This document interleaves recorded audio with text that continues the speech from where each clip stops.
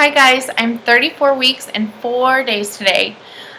This week I still have my increased appetite, and most of my other symptoms kind of all relate to how I'm just becoming overall more uncomfortable. Um, it's harder to get up out of bed. It's harder to get up out of the car or off of the couch. Um, it's harder to get dressed in the morning because I have to balance on one leg and reach the other leg high enough to put it through my pants, which might sound silly, but it's actually becoming quite the chore. And I've just been really, really hot this week. The weather has been warmer than usual the last few days, but I have just been miserably hot and sweating profusely, which is quite gross. But I've just been taking cold showers throughout the day and wetting washcloths with cold water and keeping them on my face and my neck, which has been helping, but not as much as I would like it to. And then, so that's kind of putting a damper on my sleeping also, just being so hot. It's hard to, be comfortable when I'm sweating all over the place.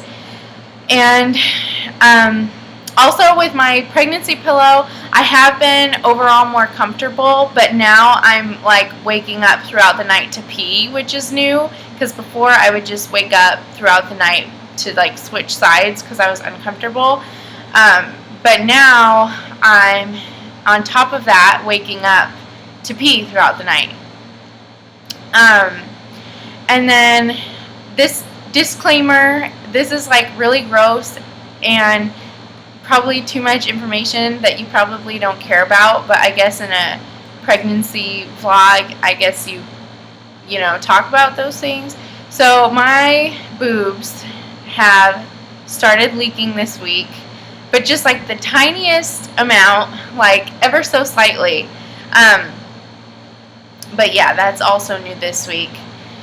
And I have been getting Braxton Hicks like crazy anytime I squat or anytime I bend over, which is kind of impossible now because it's just so uncomfortable to try to fold my body like that.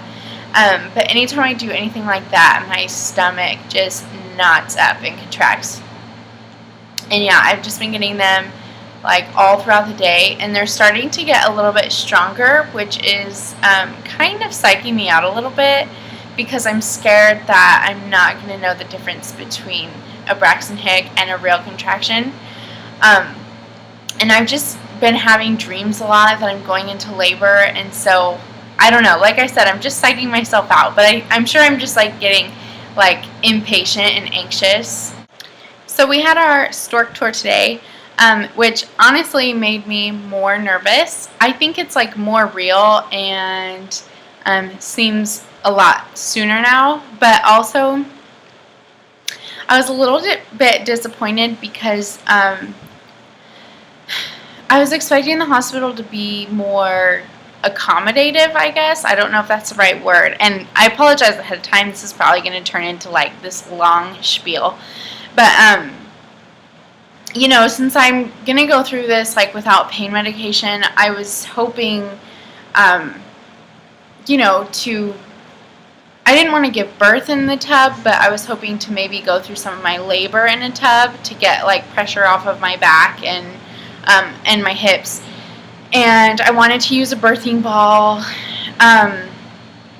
but the hospital doesn't have any amenities like that, to help you get through labor. It's just here's your bed and that's what you get, which scares me because that's what I did not want. I don't just want to go to the hospital and be stuck in bed and have to bear through my contractions. I mean, I know regardless I'm going to be miserable, but I just feel for me, I will do better with it if I'm active during my labor and I'm walking around and I'm switching up my methods of coping, I guess. So yeah, I was kind of disappointed that they didn't really have different options that you could utilize to make labor more comfortable for yourself. But with that being said, I'm trying not to let it scare me, and instead it's just, now I know like what I need to provide for myself to make it more comfortable. So I am going to invest in a birthing ball. I didn't want to buy one just because I don't know what I'm going to do with it after, and it's not expensive or anything, but it's like now I have to lug in like this huge birthing ball when I go into labor, and I wanted to pack really light to the hospital and just use mostly everything the hospital provides and not take like too much extra stuff.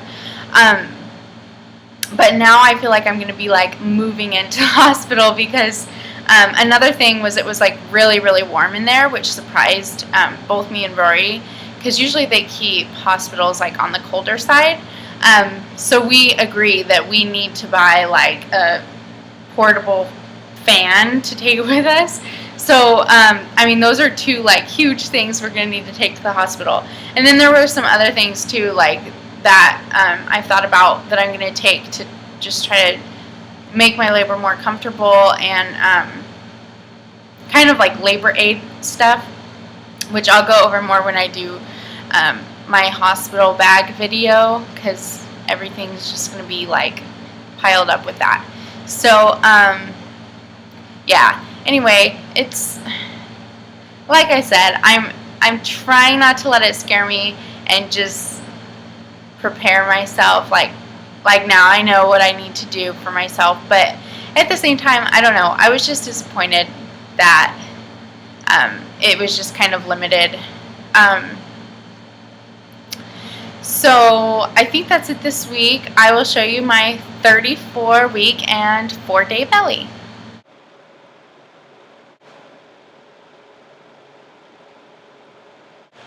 I'm not 100% sure if I'm going to make a 35-week update because I'm going out of town for one of my best friend's weddings. So yeah, I might do 35 weeks, but maybe not until 36 weeks. So I guess I will see you when I see you, and thanks for watching. Bye.